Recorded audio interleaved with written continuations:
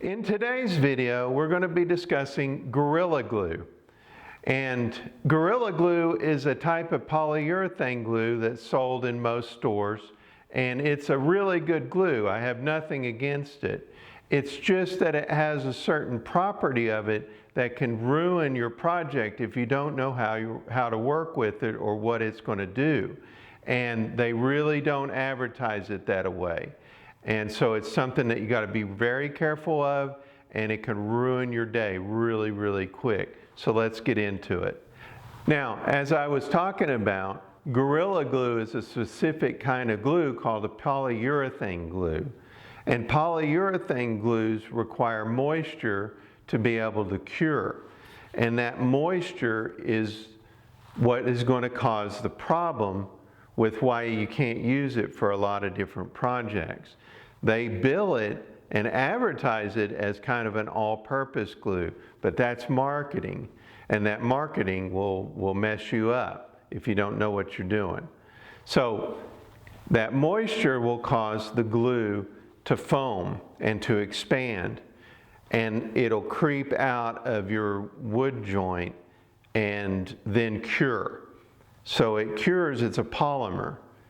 And if you don't mill the surfaces or cut the final glue up to shape and mill the surfaces clean, then you will get spots where you can't sand off the polymer, and you'll get white spots or lighter spots where your stain is going to be and finish, and you'll get a very poor finish.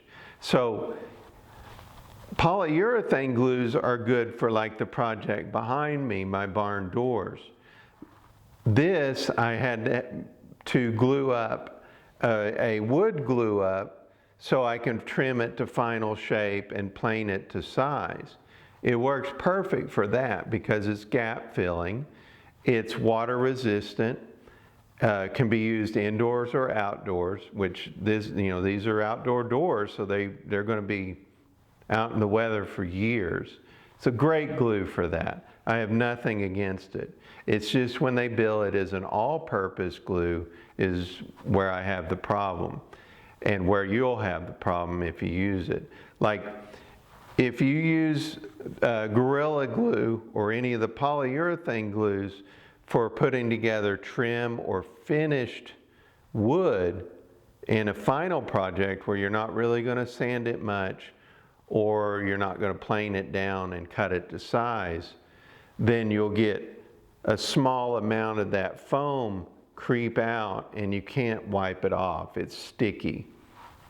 So if you try to wipe it clean, you'll just smear it into the wood pores and you'll get a spotty stain finish. So it's best to steer clear of that. It's not for furniture repairs. I looked at their website, and it showed what it looked like, kind of a mortise and tenon or a peg and hole kind of joint on a chair, it looked like, and they were using it on a repair.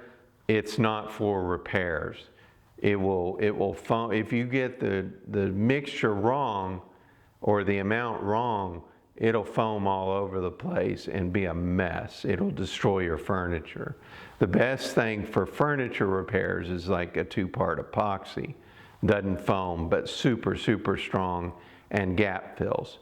So I hope I've set the record straight on Gorilla Glues and polyurethane glues. I have nothing against them. They're really good glues.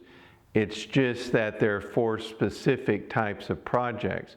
They're not an all-purpose glue.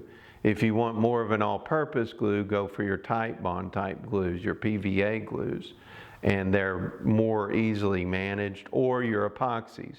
If you want to glue like metals together, sometimes plastics can be epoxied, not very well, but they can be. So there's other glues out there.